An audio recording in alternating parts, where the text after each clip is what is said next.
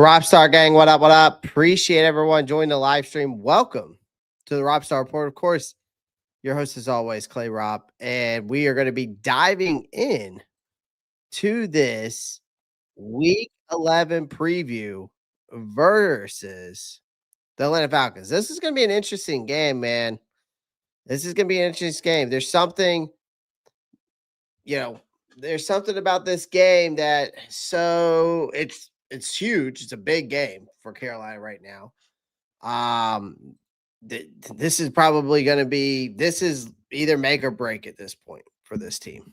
I think you have to win this game if you want to really have a chance of even going further for a playoff push, for whatever the case may be. But yeah, this is massive, man. This is a massive game. I really want to see what this offense can do. That's going to be the biggest thing, guys, is obviously seeing what this offense can do. Can Bryce, can he come back, right? Can he step up to the plate, right? We're going to dive into that because it is put up or shut up for Bryce. Right? It's put up or shut up for Bryce. It's been put up or shut up for Bryce. It's been put up or shut up for Bryce. Honestly. Zavala played week 18. They put him in this Sunday. T Green, we're going to dive more into that. T Green comes in. What's up? Keep pounding. The guy, what's up? Luke, what's good? Undergrad West, what's good? Old school Panthers fans, keep pounding. Are you as over Bryce experiment as I am? Yes, I am. But at this point, I am a Panthers fan. I'm still going to cheer for this team one way or another, whether I'm not a Bryce fan or whether I'm not. I mean, I want this team to win. That's all I care about at this point. Not Bryce Young, not just Bryce Young. I'm talking about the 52-man roster as a total is what I care about. I care about winning football games. I don't care about just one individual guy, which everyone seems to love, that seems to just forget that there's other people on this roster. Just don't pick against them, Clay. Make us look bad. It's not making us look bad. It's being realistic, T Green. It's called being realistic. And we have to be realistic with ourselves sometimes. We got to be realistic with ourselves sometimes. So when I do pick against them, they've proven me wrong. When I have picked against them, they've proven me right. So again, this is a team that's a true definition. Dr. Jekyll, Mr. Hyde. You don't know what you're going to get time in and time out. Realistically, we're better than the Falcons. Talent-wise, we're not, actually.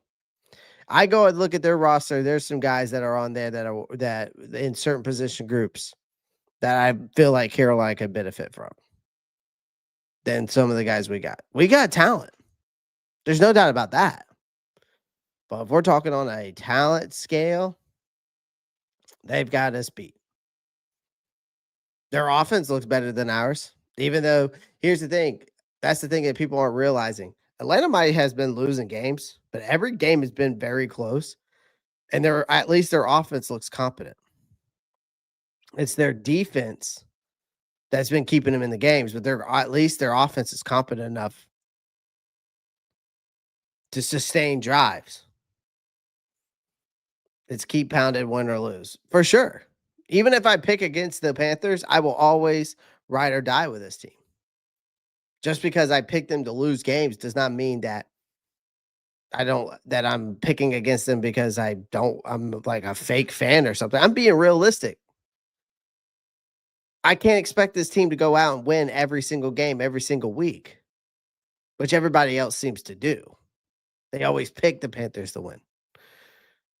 I'm a realistic fan when it comes to this team at the end of the day. I've seen it time and time again. So Again, I appreciate everyone joining the live stream. We got a lot to talk about. Shout out to everybody in the chat. Appreciate you guys coming over here, showing your love and support as always. Again, as you come in, make sure you pound that like button, hit that subscribe button. That is all I ask. Make sure you click that post notifications bell so you don't miss out on new content. Other than that, I appreciate you guys. I'll probably open up the stream maybe later on. We might open it up at the end. We shall see. But again, make sure you guys, as you come in, make sure you pound the like, hit that subscribe. Appreciate all you guys coming through, showing your love and support as always. Okay. All right. Let's get into today's live stream. All right. So, starting lineup shakeup. Here's something that we probably weren't expecting, probably heading into this weekend. So we're shuffling our offensive line once again. It's not the move anyone had on their bingo card, but Dave Canales announced that this afternoon that Chandler Zavala will start at right guard against the Atlanta Falcons in Week 11. He will be replacing Austin Corbett, who started at the spot last week in a 17-7 loss.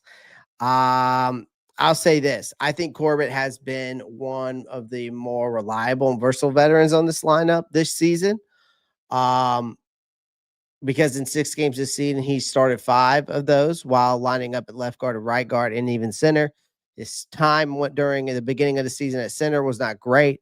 But before that, his first 21 starts as a Panther, dating back to his 2022 deal, were all at right guard. So the guy knows the position in and out. My question was, why did they switch this up? Well, I guess they think with Zavala returning from this knee injury that kept him out of Week 10, he's been dealing with an elbow issue, but he has full participation in he was full participation in Friday's practice and carries no injury designation, meaning he's good to go. He also started in the Panthers' upset win over Green Bay in Week 9. So he's been a rare bright spot, honestly, on this offensive line, even though it's been guys up and down, injured, Robert Hunt going down, Damian Lewis out of game, Taylor Moton getting injured, being out of game. That's the honest part here. Zavala hasn't been lighting it up this year. So according to PFF, he has been struggling. 41.3 overall grade. His passing blocking grade is 22.0, 55.5 run blocking grade. Those numbers aren't great. In fact, they're really bad. They're honestly really bad compared to Austin Corbett, who has got a 66.7 overall, has a 59.6 pass blocking grade, has a 66.9 run blocking grade. So yeah, I don't understand the switch. This move doesn't make a ton of sense to me. Corbett has been the better, more stable lineman by a mile. Whereas, and Canales clearly wants to see Zavala. I guess he wants to see what he can do with another shot, maybe because of the scheme fit. Maybe he's a better fit for the scheme. Maybe because of the mobility. I don't know, because maybe they want younger guys playing, or maybe they just because this offensive line has been a mess and a revolving door of injuries, that nothing feels non-essential anymore. I don't know. So I didn't really understand this move. Out of everything, I did not understand why this team chose to go with Chandler Zavala over Austin Corbett. When you go look at the PFF grades, it's crazy. When you go look at these PFF grades, it's not even close. It's not even close. So I was surprised that they even switched it this up. The only thing Canales made absolutely clear when he was talking about that is that Corbett isn't being benched into oblivion. He'll still be available off the bench, which could matter a lot if Zavala struggles or if another injury pops up mid-game.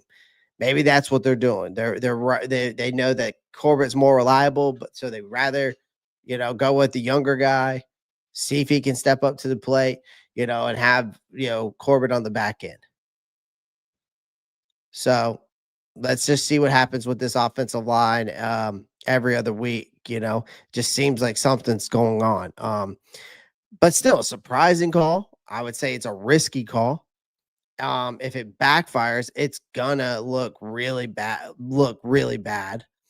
But with how unstable this offense has been, maybe Will Canales is just willing to try anything at this point to just find some damn spark of consistency. But I don't think even if Chandler Zavala, even if this offensive line gets to the way where it's supposed to be, even back to fully healthy, it's not going to change the fact of who your quarterback is. Okay. It's not going to change the fact of who your quarterback is. Anthony Brown, what's good? Local kid, what's good? Tom Brady 12, the NFC South, who reigns terror over there. As always, get ready for the evil empire to win the Super Bowl this year. Hey, man.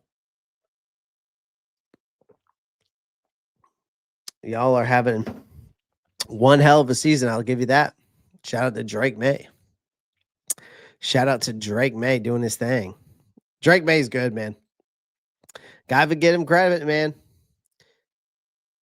They just created a clone of Tom Brady who just added in some Josh Allen into him. So he's more mobile.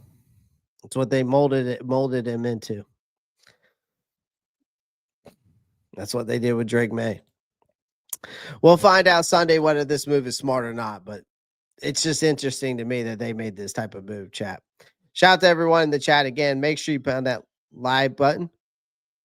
Make sure you pound that like button, hit that subscribe button. I would greatly appreciate it as y'all guys are coming in. Happy Friday to everybody. Appreciate everyone in here.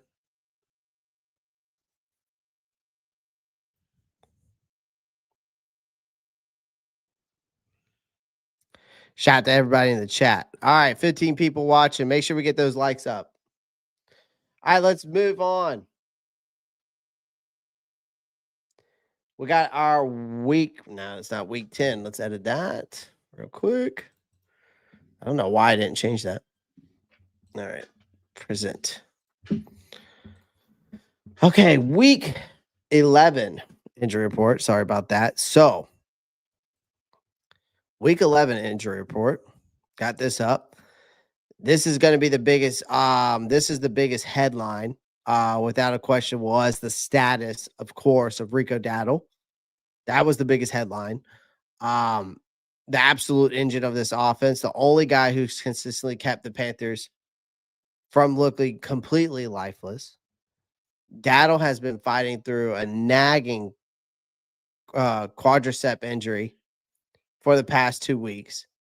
And the Panthers have been cautious with his workload. This week started the same way. Wednesday, Dowdle didn't practice. Thursday, he was limited. And then Friday was a full participant. So, in other words, bearing something catastrophic, he's good to go on Sunday. Carolina desperately needs him, right? Because without Dowdle, this offense has the explosiveness of a damp towel. That's being generous. The Panthers also got positive news on a few other starters. You got Derek Brown now. He's got a knee. You got Bryce and Tremaine. Hip. You got Chandler Zavala, who had an elbow, but has been full participant all week. So they've been cleared. So that's huge, right? Brown in particular is the backbone of this defensive front. And when he's not on the field, you can feel it instantly that he's not on the field. Bryce and Tremaine returning does give Bryce another body at the receiver. He's not a star, but it's somebody who can win a rep here and there. Zavala stabilizing the interior line is critical if he is going to be, basically, since now he's going to be starting. So you want him healthy out there, especially if he's starting over Corbett. Um, but it's not all sunshine and rainbows because you do got two defenders out. You got Tre'von Wallace. That one stings, I feel like, because he's been one of the bright spots on our defense this season. He's been flashing real sideline to sideline speed, instincts. I think losing him against a run heavy Falcons offense is less than ideal. But the person that's going to step in for Tre'von Wallace is Claudin Churlis, who stepped in last week. Actually, quietly put a decent game together. He was one. That was one of his best defensive performances on the team. Even though I know it was against the Saints, we lost the game, but he was Claudin Churlis stepped in nicely. All right, I'm just being honest. But he's not Tre'von Wallace, right? Claudin Churlis, he's a steady, he's a physical, rarely out of position type of guy, but he'll likely start again alongside, of course, Christian Roseboom. And then, of course, you got Lathan Ransom, who's the rookie safety, hasn't been able to suit up all week with a hand injury. So that's tricky, especially for a position that literally depends on tackling and ball skills. So he's officially out. So everyone else is good to go. So that's good news. So yeah, for the most part, we're fairly healthy besides two guys. And of course, Robert Hunt's still out. But at the end of the day, man, this is about as clean as an injury report you could ask for, especially heading into week 11 of a divisional game. So having Dowdle back at full strength is massive. I think having Derek Brown cleared is massive. Although this defense will miss Wallace, this is a lineup that should absolutely hold its own. Again, it will be up to this coaching staff and this offense to not waste it, right? So that's your injury report for the week right there, as you can see.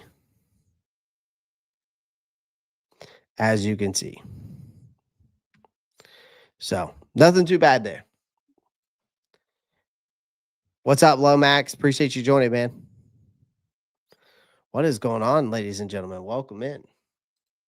All right, let's move on. Take the damn training wheels off. Now, I know that you probably guys were not expecting this. I can't see who's on the injury report. I'll go back. Hold on, Lomax. Can you see it now?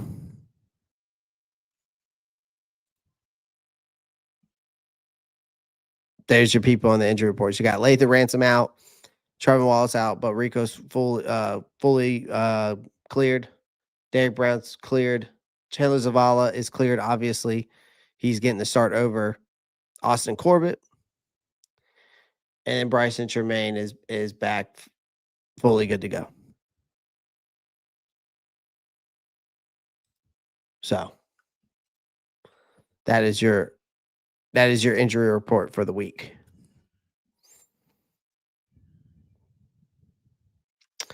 All right, let's move on. Now, this is what I've been wanting to talk about. I've been wanting to talk about this for a while. Okay. I've been wanting to talk about this actually since Wednesday after I really put my mindset together about this.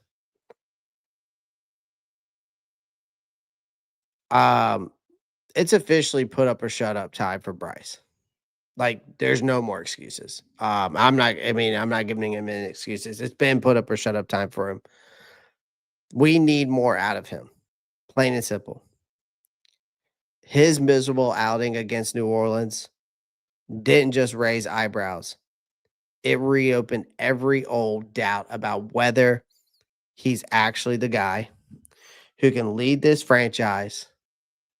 Nobody's pulling the plug yet, but the next few weeks are going to decide. I've already pulled the plug, but I know other people haven't pulled the plug is what I should say. I've already pulled the plug. Okay. I've already handed the divorce papers over and said, sign these. Let's move on. Because the next few weeks, though, are going to decide whether Bryce shuts any of these critics up, as myself, or hands them a megaphone. Because what we saw last week was the Saints dared him to beat them. The Saints dared Young to beat them. They sold out to stop the run. They sent pressure right at him. They clogged every lane Rico Dowdle usually destroys teams with and basically said, fine, if you're that guy, prove it. He didn't. And Young admitted afterward that he should have done more, but that's putting it lightly. He looked rattled. He looked uncomfortable.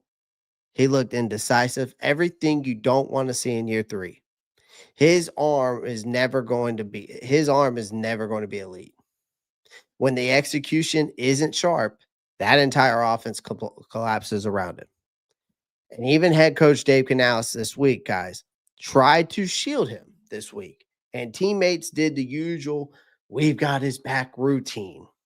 And everyone in that building knows this is a problem they can't keep hiding. They've been hiding it through the cracks of Rico Dowdle having this resurgence and winning games, the defense stepping up. But this Week 11 matchup against the Falcons isn't just another game. It's a test for Bryce Young to absolutely has to pass. Now, the good thing for Bryce is that he's had great success against the Falcons. Okay? And, I question whether Bryce is even capable of shaking off this funk. Because if anybody's watching him, can see he can't get into the rhythm. And that passing game is stuck because of it. Right? Like, he is struggling mightily to find any rhythm.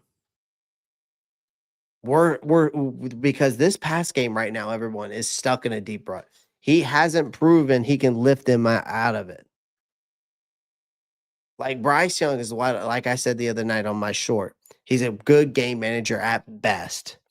He can't do it all on his own.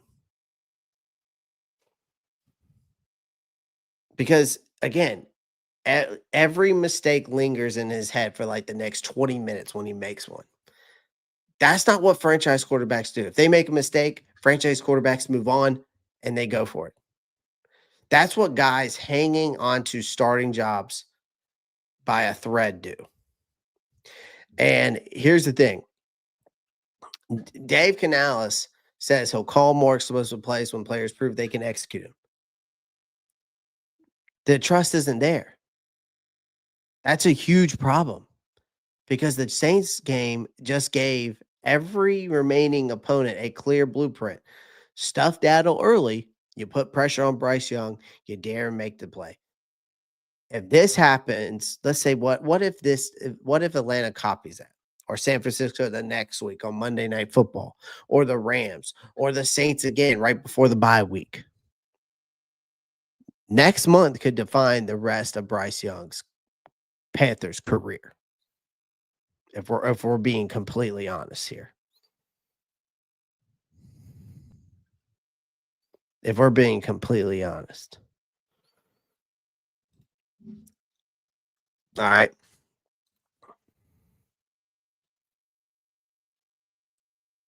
Chubby's gets cranking. I'm waiting to see Hooker. That's how fed up. Well, Lomax, he ain't here. That's the thing. Hooker ain't here no more. Happy Friday, Marcos. If he can't get some success Sunday, I can't watch Monday of the next week against the Niners. Yeah. Yeah, it's not going to be good. But see, here's the thing. Our record says 5-5, but the margin of error with this 5-5 record, guys, is gone. It's gone. This margin of error is gone. As doom and gloom as things feel, Carolina is still 5-5. We are right in the mix for the NFC South. And let's be real. They're not going anywhere if Bryce Young keeps playing scared, tentative, limited. The Panthers need the guy that they saw at the end of the 2024 season, the one who looked confident, who looked decisive, who looked creative, who looked dangerous. And instead, they've just gotten the 2023 version all over again, the cautious, overthinking, second-guessing quarterback who doesn't scare defenses at all. And yeah, Canales' conservative scheme deserves some heat. Yes, the passing weapons still, are they world class? No. Are they elite? No. But they're getting open. They rank 14th in the league in separation. It's not like we're bottom tiered separation. It's not like we're dealing with Jonathan Mingo and DJ Chark once again. I get quarterbacks get blamed when offenses stall. That's the job, fair or not. But you've also good quarterbacks, like I've said before, are able to make something out of nothing. Bryce Young in this last game, his timing was off. His rhythm was off. Sure. He was forcing throws to T-Mac constantly. He was looking like a run read quarterback constantly. He missed wide open guys constantly in that game. The pick to Alontae Taylor should have just been a nice little flat pass to Chuba Hubbard. If this doesn't change this narrative and this narrative that we're talking about now, the Panthers are going to have to face a massive. So not when I say the Panthers, Brant Tillis, Dan Morgan, Dave Canales, they're going to have a massive decision to make this offseason. Now, the question a lot of people I've seen been asking, do they pick his fifth year option, or do they start preparing for life after Bryce?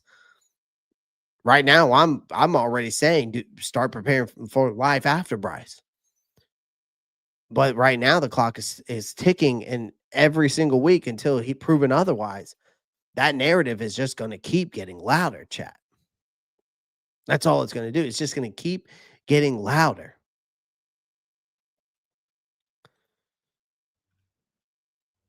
But see, we are still searching for that balance on offense at this point now. It's pretty damn clear we haven't found it. Again, the Saints laid out that blueprint for beating Carolina week 10. They did it in the simplest, most brutal way possible. Again, they shut Rico down. They forced Bryce Young to win the game with his arm and waited for the offense to fall apart. And it worked so easily. Again, Bryce Young, for all you guys that are just so fathomed with this kid, like, I get that there's 11 other players that have a job to do on the field. I understand there's 52 other players on this roster. 53 other players on this roster, sorry.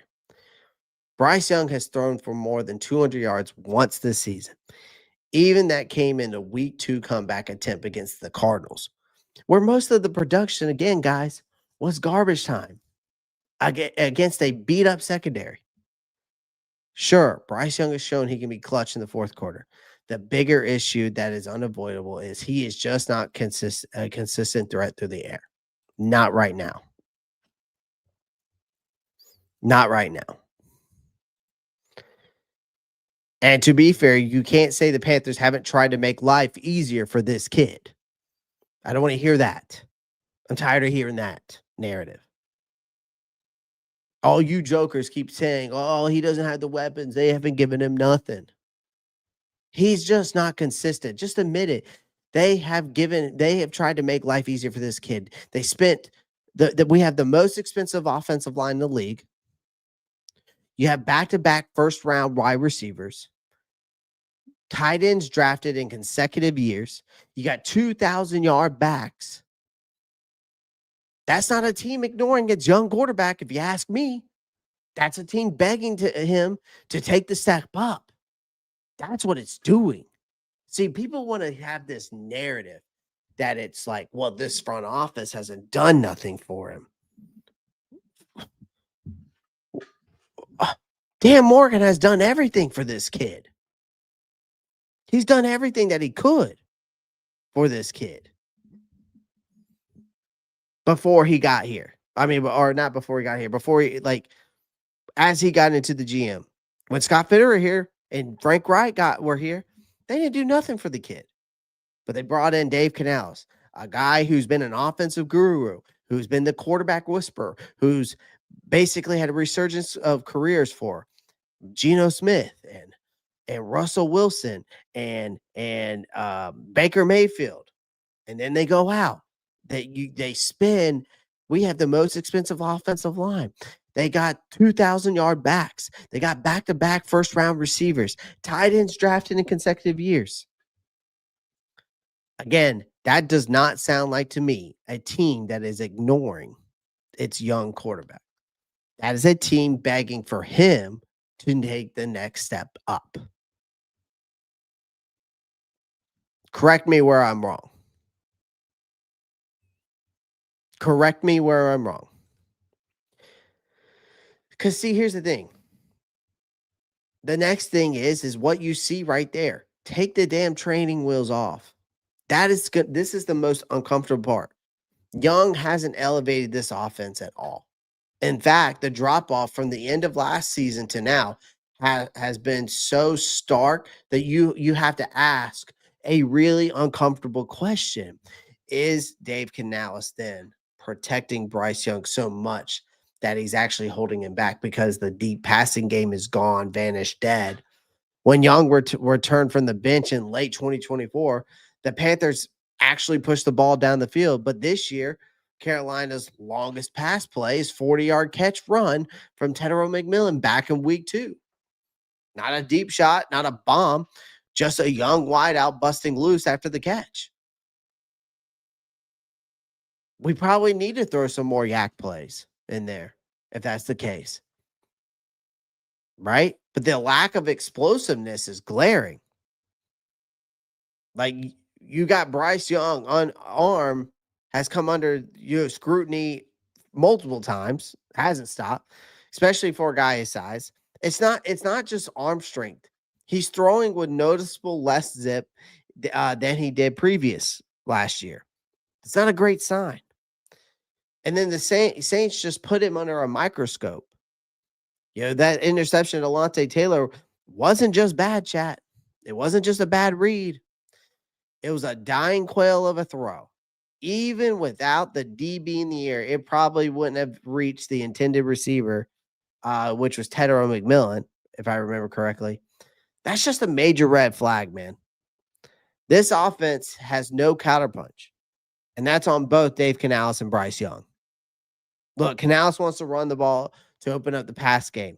That's his whole thing. But when Dowdle and Hubbard get bottled up early, the Panthers need to pivot mid-game. They don't ever. We don't ever see the adjustments. What's up, Miss Douglas? That's where the trust issues pops up. Because then it feels like Canales doesn't fully trust Young to carry the offense if the run game stalls.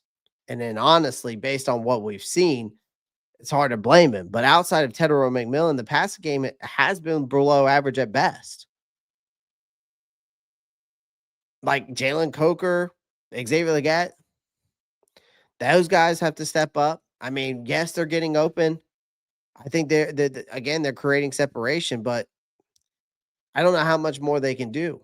That's the thing. Like, the play calling has been very vanilla and predictable. So how much more can they really do if your head coach is coaching scared? It affects the whole offense. He's coaching scared because of Bryce Young. But then everybody else suffers, even the wide receivers and tight ends. It's not because guys ain't getting separation. But this isn't on the supporting cast issues. Bryce Young deserves his criticism just as much. Right?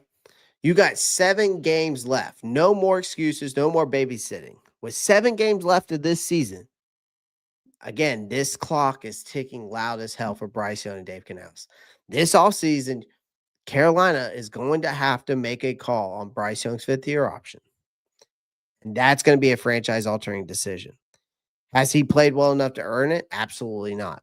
Is there an alternative out there that's better? That's the real problem. It's one Carolina has been dodging for 2 straight years. And we need answers because this kid needs to prove he can push the ball, lead a functional offense. Stop playing like he's terrified of making a mistake. Canales needs to stop coaching like he's a babysitter. Okay, like he's babysitting a rookie quarterback who might shatter if he throws a deep ball twice in a row. Because if this is the version of Bryce, the Panthers are going to get the like the future man is going to get pretty damn messy and pretty damn fast.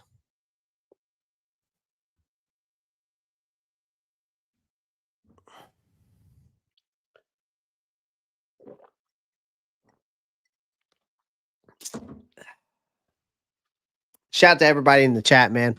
Marcos Cash, keep them in line, man. Keep them in the line since they're slacking on the likes. I know Bryce looks like he's 15, but that doesn't mean they have to treat him like this. Ms. Douglas, what is going on? What is going on, darling? Hope all is well. Michael Hunt says owner fell in love with the wrong quarterback. Should have known when he would not throw in the combine. It's always, listen, man, when these guys don't throw in the combine, that is a big, huge trust issue for me. That's a big, huge trust issue for me. I'd rather have Mariota than Bryce at this point. Marcus Cash talk about Mariota. All right. Offensive preview. Let's dive into it. These are the keys to the offense for them to win this game, okay? I know that this offense might be broken. That the $1 million question is whether can they piece it back together long enough to survive a divisional round against the Atlanta Falcons. Now, normally by this point in the NFL season, things start to make sense, right? Teams start to show us who they really are. We start seeing the pretenders fade, the contenders separate. We all settle into a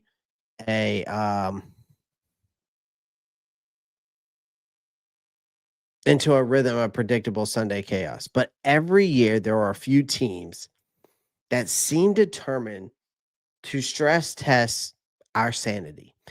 And yeah, two of these teams are Carolina and Atlanta, which these are the two teams that are basically brothers when it comes to Dr. Jekyll and Mr. Hyde, because that's what they are. And good luck figuring out what the hell either of them is going to do from week to week, right? Like, let me remind you of the first match, right?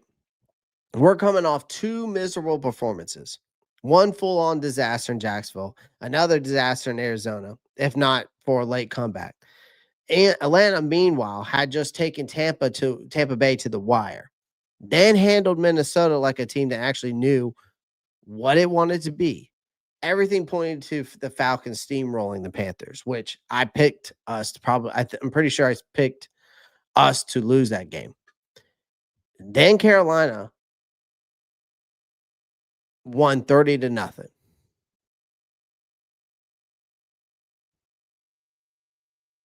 And of course they did. Of course, absolutely nothing about that game has carried over into the rest of the season, right? Carolina has followed that win by taking 4 out of their next 5, including a surprising gritty victory we had in Green Bay. But then you get that embarrassing beatdown at home. The 40-9. Then you go to Green Bay and win. Then came the total offensive meltdown against the Saints. Atlanta, for their part, beat the Bills, then immediately fell apart with 4 straight losses, including getting smoked by the Dolphins. So what happens this Sunday? Hell if I know. I mean, this is a game where you could flip a coin, ask a psyche, consult an astrology chart. You guess as good as anyone's about this game.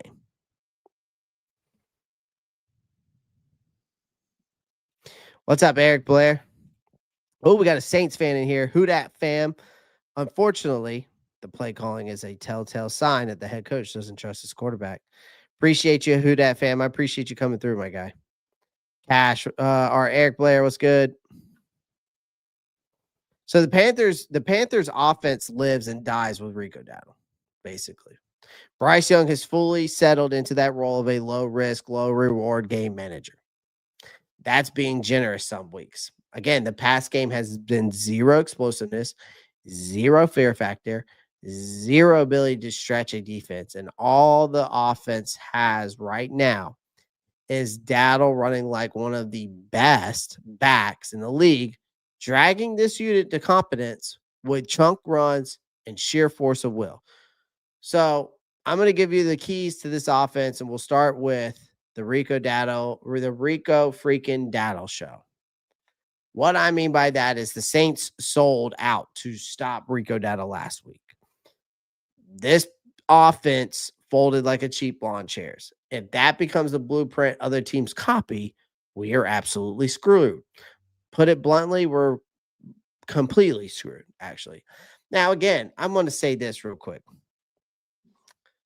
The Atlanta Falcons are near the top of the league in pass defense, but are soft as baby shit against the run. They last week, Jonathan Taylor annihilated them for 244 yards, 3 touchdowns, including an 83-yard run. This defense is absolutely capable of giving home run plays on the ground.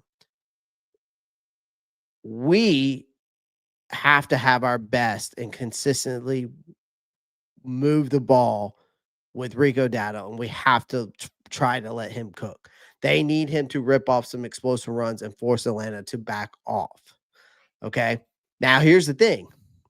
What we've seen with this Atlanta team is Atlanta, Raheem Morris and Zach Robinson aren't the most smartest coaches in the world. They don't put those I'll be honest with you. They don't put their players in positions to succeed. Their play calling is also their play calling and systematic scheming we've seen between Raheem Morris and Zach Robinson. Go ask Berto over there on the NFC South Roundtable. He'll tell you it's very questionable. It's very questionable. That's why the Atlanta Falcons are the way that they are. They're talented as hell. But Raheem Morris and Zach Robinson, they don't set up their players to be successful. And that's why you've seen Atlanta play teams close, besides that Dolphins game, play teams close and almost win. But Raheem Morris and Zach Robinson are just choke artists at this point. So that is some optimism there. Not saying that it's going to change my mind on some things, but there is some optimism there. Next thing up for this offense, man, you got to keep Bryce clean. What I mean by that is you got Chandler Zavala stepping in at right guard over Austin Corbett, which still doesn't make any sense to me. Canales hasn't made anything clear as to why they're starting Corbett over or starting Zavala over Corbett. You go look at, again, Corbett and Zavala's PFF record are not records, but statistics. It's not even close. But Atlanta's pass rush used to be one of the bottom of the leagues for years. So they went and scorched the earth this offseason. They went out, got Jalen Walker in the first, who was obviously talked about around Panthers Nation constantly, then traded back into the first to grab James Pierce Jr. Those two alone have combined for 5.5 sacks, and the Falcons now feature 15 different players with at least a half a sack. They're top 5 in sacks. They're top 6 in pass rush win rate. This ain't the old Falcons defense that we're used to. Bryce struggles when he hesitates against pressure. Of course, we see that time and time again. Looks like a kid who's got ants in his pants. If he does that here, he's going to get buried. He needs to get the ball out fast. So that 2.7 seconds that Canals continues to coach about definitely needs to be on display. Hopefully with some accuracy and some efficiency, though, instead this time. But he's got to trust his reads, avoid the panic, pat the ball, pray routine that he does. That, we better hope that doesn't show up. Because we're going to see a lot of bad moments. Are we getting Jackal or Hyde Sunday? We'll see. Zavala's going to be off the field in 10 minutes. We'll also see Kevin. we will also see. And last but not least, prove the deep ball actually exists. Seriously. What I mean by this is, let's just be honest. We know that the Saints dared Bryce Young to beat them last week, and he absolutely did not do that. They didn't believe he could throw the ball deep, and they were right. Defenses are sitting on every short route. They're crowding the box. They're using our own limitation against us because nobody fears our vertical pass game. That has to change, not just for this game, but for the rest of the season and for, frankly, Bryce Young's career. So just let Bryce go out there and sling it. If he goes out there and fucks up, hey, he goes out there and fucks up. I'd rather him go out there and sling it. And if he has like a Jameis Winston game where he throws for 5 touchdowns and 5 interceptions, I don't care. I'd rather see that and see him out there trying and going down with a fight than sitting there and going with 124 yards and 1 interception. Again, if Atlanta tries the same approach New Orleans did, Bryce will get opportunities to hit downfield shots. He has to try to connect with some of them. He has to try to push the ball down the field. Even just 1 or 2 legit deep completions could open everything else up. You literally hit a 30 you hit a 35-yard throw, a seam route with Tedero McMillan. And maybe then you hit another 25-yard route across the middle to Xavier Legette or Jalen Coker or somebody, right? You hit two of those, 1 or 2 of those. That Atlanta defense will take a step back. You got to get Bryce playing freely like you had him at the end of the last 8 games of the season we saw last year. If you want to even have a chance to win some games. Nobody knows what version of the Panthers or the Falcons is going to show up on this game. But you got to be efficient. You got to be a balanced. You got to be a competent versions of ourselves, right?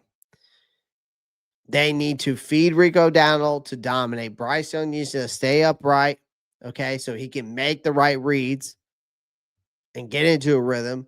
And the pass game has to start letting Bryce play freely, which in Dave Canales needs to take the training wheels off and just let him sling it. And again, if he fucks up, he fucks up. If he goes out there, balls out, he balls out. Or if he goes out there and at least has a little bit of a gunslinger mentality and at least goes out there and goes down with a fight, okay, great. But if he goes down, but if he goes out there and just throws 3 picks and doesn't have anything else to show for it, well, there you go. This is not a huge ask.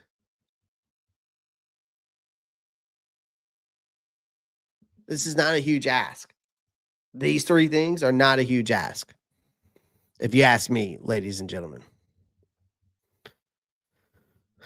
Appreciate everyone joining the live stream. Do me a favor. Make sure you smash that like button, hit that subscribe button. I would greatly appreciate it. We got some people slacking in the chat, man.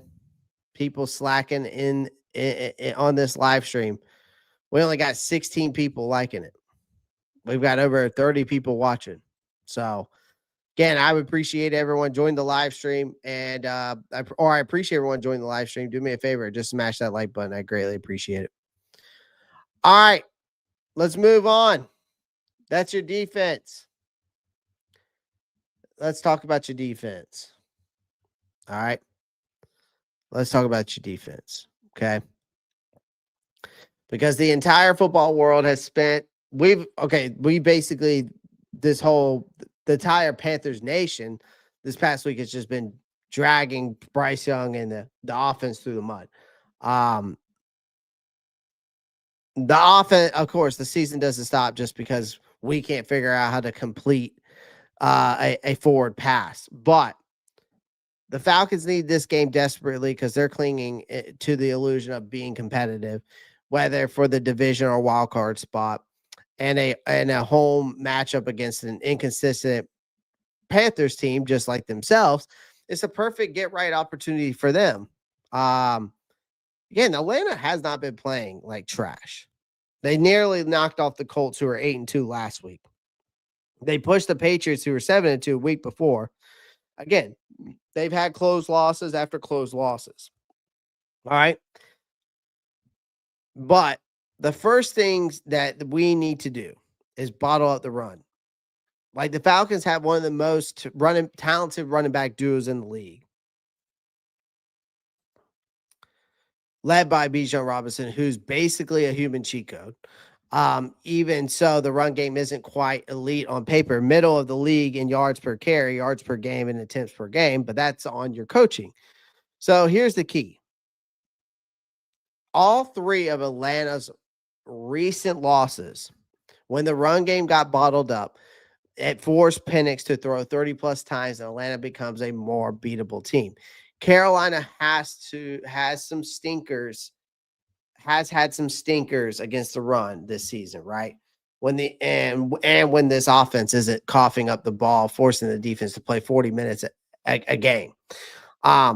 They've actually been surprisingly solid, right? A bend but don't break style suits them. Just keep everything in front, rally, tackle, don't let Bijan break their soul or our soul early, right? Now we are going to be out with Tre'von Wallace. That's going to be a huge blow. Claude Turles stepped in last week, balled out as a highest graded defender on the roster. He had Christian Roseboom, who held things down together with him. They'll need to do it again, only with a much higher snap load against a much better backfield. Another thing is I need to see J.C. Horn step up in this game.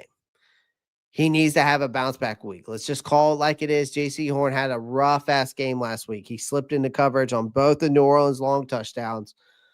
It looked bad on tape, but good game players have bad days. And Horn has been excellent for most of the season, so nobody should be panicking yet. With that being said, he's got some work to do, man. The Falcons' best weapon isn't just a running back or Penix. It's Drake London. Drake London has been an absolute beast. He's been lighting up defenses. I think he's had 5 touchdowns or 4 touchdowns in the last 2 games, something like that. Or he's had 5 touchdowns in the last 3 games or something like that. It's crazy. But he's on pace to have well over 1,000 yards. He already has 6 touchdowns. He's been targeted 48 times in just 4 games since Atlanta's bye week. So he's getting some insane usage. And it tells us exactly where their game plan is going to be. So London is going to get the ball.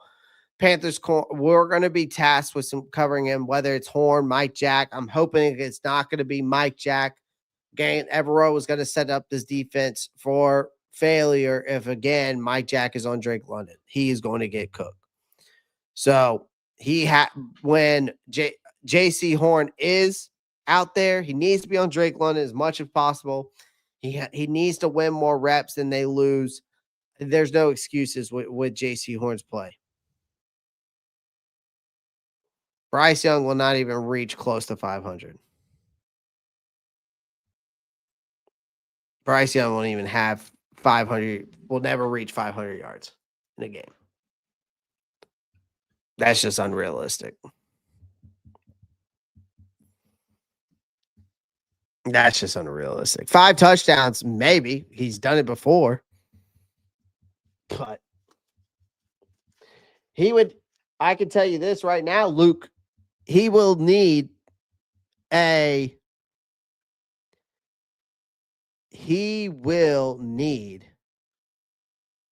game that he had at the end of the year against the Atlanta Falcons last year for me to say that, for me to get off his ass. But right now, again, I'm pulling the plug on Bryce Young. I've already told y'all that. I've already put my divorce papers in. And last but not least, Jiro Evero must stay creative. Our front four gets pressure about as reliable as a dollar store charger. Okay. We've got flashes with rookie Nick Squirton, who has shown signs of life, but this isn't a pass rush that can win consistently without help. That's exactly why Giro Ever has to keep dialing up the creative shit. The last time these teams met, Evero completely scrambled Penix's brain, which I'm hoping he's going to do again. He disguised coverages. He spun the safeties, walked the linebackers into some weird spots. He basically dared the rookie to figure it out, and Penix couldn't. We forced 3 turnovers in that game, including 2 that what the hell was that? Interceptions caused entirely by confusion. Atlanta's offense is built around taking pressure off of Penix, just like ours is. Run the ball, stay ahead of the sticks, and don't put them in the high risk situation. So Evero has to make them uncomfortable again. Bring pressure from the depth, mess with their protections, make Penix read something post snap instead of letting him get comfy with easy like play action passes. I think if Carolina sits back and plays vanilla, Penix will carve us up. But if Evero cooks, this could be a fun game.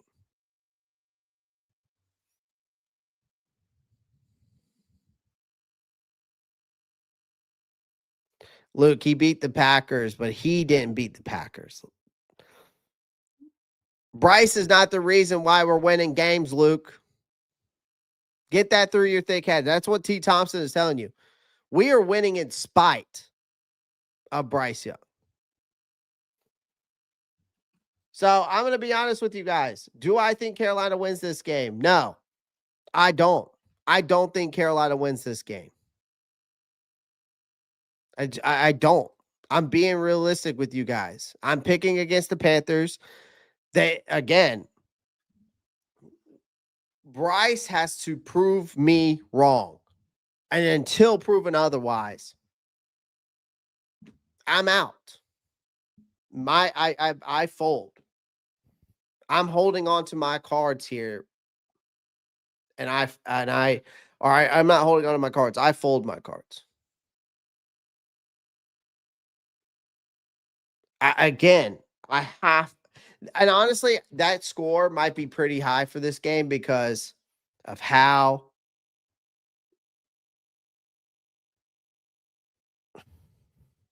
I think Luke is a little bit.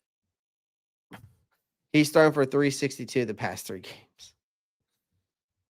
Right. He can't even, but T. Thompson's right. He can't even throw for 500. Either Luke is trolling and being a smartass, or if he's being really serious, I don't know if we're watching the same football Luke's watching. Unless it's like something in the multiverse that we don't know about. Maybe it's in another lifetime. I don't know. But right now, I can tell you this: Bryce ain't doing Shaq shit. All right.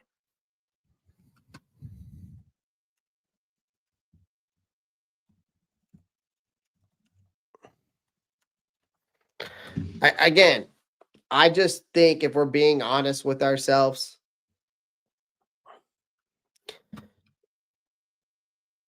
I mean, if we're just being honest with ourselves, yeah, the Panthers' run game, defensive column is slightly. I would say, if we're being honest here, if we're being honest with you, if Rico Dowdle is even fully close to his full strength, we can get our running game back to something reasonable, normal. If that's the case, you get Dowdle rolling. Dave Canales can actually open the playbook instead of babysitting Bryce Young.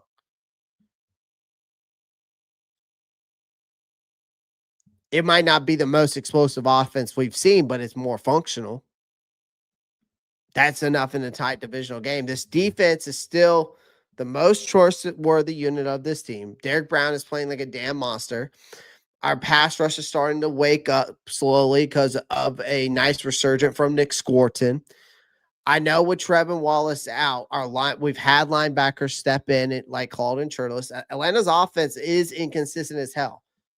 If you limit Bijan, you force Penix to throw 30 plus times, they can absolutely create mistakes. But Bryce Young won't be great. If Dowdle is good, he'll be. I think Bryce has a chance to be better. I could see Bryce being more cleaner, being more decisive. Bryce when if Dowdle's going, but this isn't going to be some breakout game. I can see something maybe along the lines of we're going to be realistic here. You could see maybe you see Bryce would throw between like 190 yards and 220, maybe a touchdown, and I'll say maybe a touchdown and 0 turnovers. That'll keep us alive in 4 quarters. That's fine. But see, the problem with the Falcons is they always find ways to lose close games. The difference is us as Panthers fans and this team, that we find ways to survive them. Atlanta has coughed up 2 straight close ones, whereas for us, we have these issues, as in Bryce Young and Dave Canales and this offense not being able to sustain drives. Now, for all our issues, has been better late in game. We've been better in late games, and we've been able to win games, ugly games. But this matchup feels like another one of those grinded out defensive battles that comes down to a final possession. But again, we've seen Carolina this year. We are the true definition of a Dr. Jekyll, Mr. Hyde team.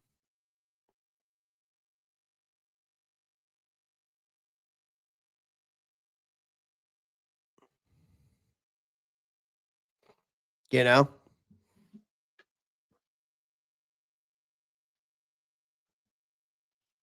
know? That's the thing. We've been the true definition of a Dr. Jekyll, Mr. Hyde team because, see, I could see this game going where Atlanta wins like 10-7, or I could see it where Carolina wins like 23-20, or I could see it where Atlanta goes out there and just beats the brakes off of us. Again, you don't know what you're getting out of either one of this team. But see, the bottom line is the Panthers run game plus our defense combined, I think is slightly more trustworthy than Atlanta's offense. But if Bryce, that's only if Bryce can avoid those what the fuck throws, and we squeak out another tight one,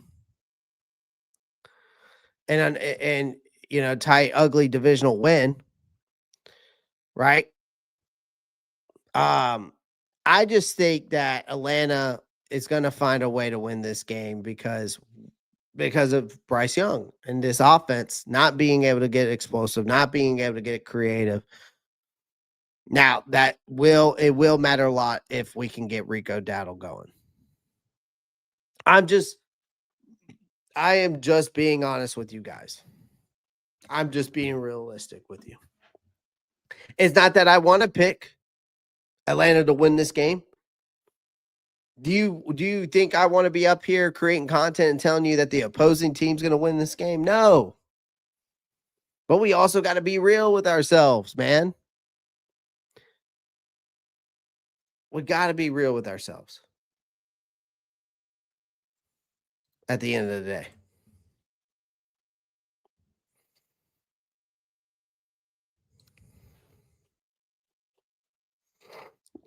Gary comes in and says, as a Saints fan, appreciate you joining, Gary. As a Saints fan, I'm rooting for the Panthers this week, even though they know what you're going to do, but can't stop you. Will be great. We'll see. We'll see. This is true. That's what I've been preaching, T. Thompson. I've been saying that Bryce does not he can't make nothing out of something. He can't make something out of nothing. And that's the difference between good quarterbacks and bad quarterbacks. That's the difference between elite and average. I remember we're a bipolar team, Clay. So watch us win. I think Atlanta wins, but this season has been a what the hell's going on type of season. So who knows how it goes down Sunday for real. That's what I'm saying. Bee's knees. That is what I'm saying. Broski comes in here. Yeah, I mean, Broski, I'm not defending Bryce. Again, I've already pulled the plug. I've put my divorce papers in. All right. So you're not telling me something again, and y'all know me here. I was never a Bryce Young anti-Bryce. I was never full on Bryce either. I was never and I'm not anti Dave Canales either. It's just I was waiting to see what happens. And going forward, I am going to wait to see what happens. Again, I was all about Bryce at first. I was being all of his supporter for the last 2 years, but then this Saints game and where we are at in year 3 and what we've seen in year 3, all that went out the window. All that went out the window. So people keep saying, well, be patient. We're in year 3, man. This is when you're supposed to take your next step forward.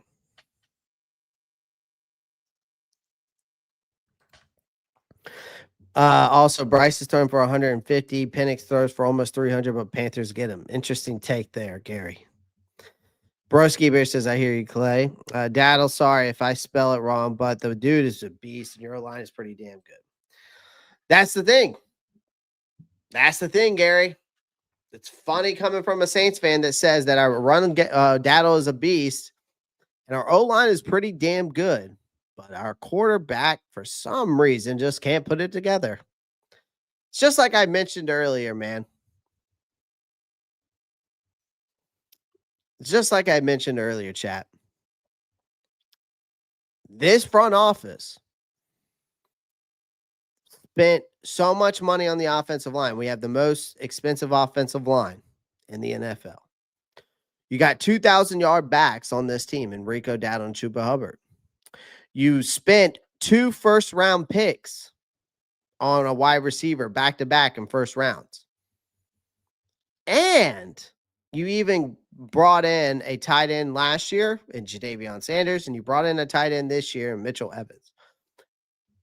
That is not, if that doesn't tell me that your regime is trying to put, weapons around your young quarterback, I don't know what does, right? It's not like the team's ignoring him. That's a team begging him to take the next step, like I said earlier.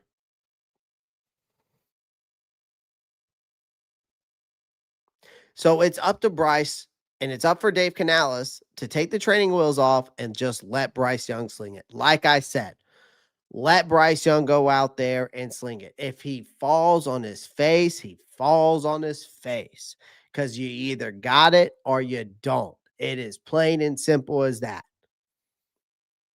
So Bryce Young needs to just go out. Dave Canales needs to let him go out there and sling it. If he goes out there, throws back-to-back picks, okay, so what? But if he goes out there, maybe throws a pick, or goes out there and throws, or no, let's not even say that. Let's say he goes out there and throws for 200 yards and a touchdown. Okay, but he's at least going out there and slinging it. Okay, maybe we got something to work with there going forward. I don't know. But I don't want to go out there and just watch this dink and dunk bullshit that I saw against the Saints. Let the kid sling it. If he falls on his face, he falls on his face. At least he goes out there and goes down with a fight, instead of going out there and just dinking and dunking and throwing for 124 yards and an interception. Because I'm tired of the people saying, well, the offensive line and the wide receiver or offensive line's not getting enough time to read. The wide receivers ain't creating separation. Man, I broke the film down on this channel, chat. Wide receivers are getting open. He's just missing them. He is forcing throws. He's not getting into the rhythm. And again, another thing is, you've got Jalen Coker back out there who's supposed to be the safety blanket. He's not using him.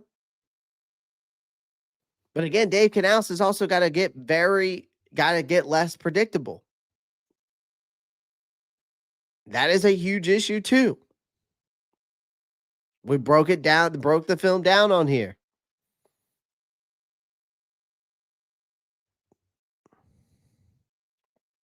But Bryce has to execute when the plays are called, no matter what. That is the rule of the quarterback. I didn't make it up. The being in the NFL as a starting quarterback, that's how it got made up.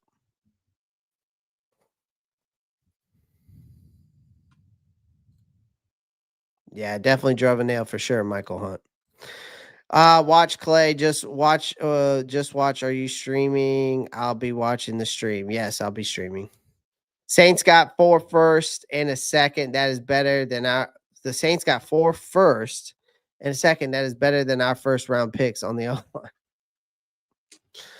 Yeah, the Saints, man. I'll tell you this, Gary.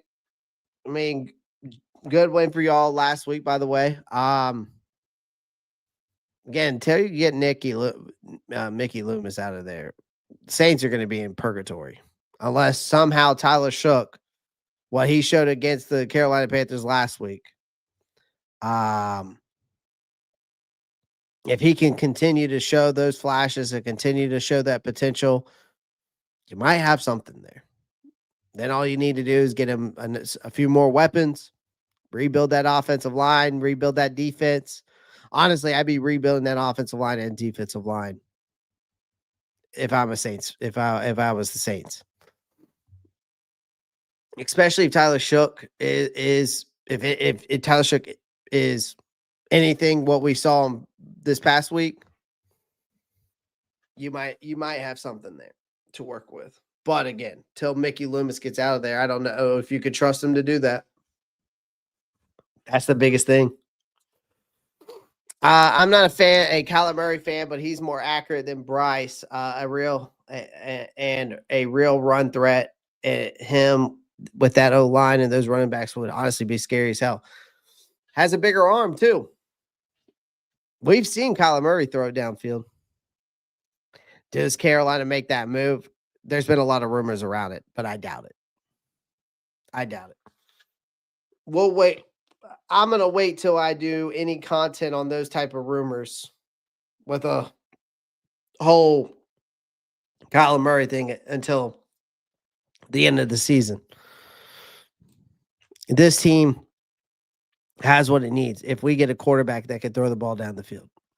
Absolutely. Absolutely, Michael Hunt. You're absolutely correct. Realistic quarterback coming here is Sam Howell. Wouldn't be opposed to it, bee's knees. Would not be opposed to it. I think Sam Howell would be a great quarterback for Bryce to compete against. Mac Jones as well. So we'll see. Again, I appreciate everyone joining the live stream. I shout out to everybody in the chat. I appreciate y'all. I'll have more content coming out here. I will have more content coming out to you guys basically the rest of this weekend. So make sure you tune in. I'll have a bunch of shorts coming out. Again, make sure you pound that like button, hit that subscribe button. I appreciate everyone that's been in here. And as always, guys, y'all know what to do. I will see you Sunday for a live stream, live play-by-play, so don't forget about it. As always, y'all know what to do. Keep pounded. Peace.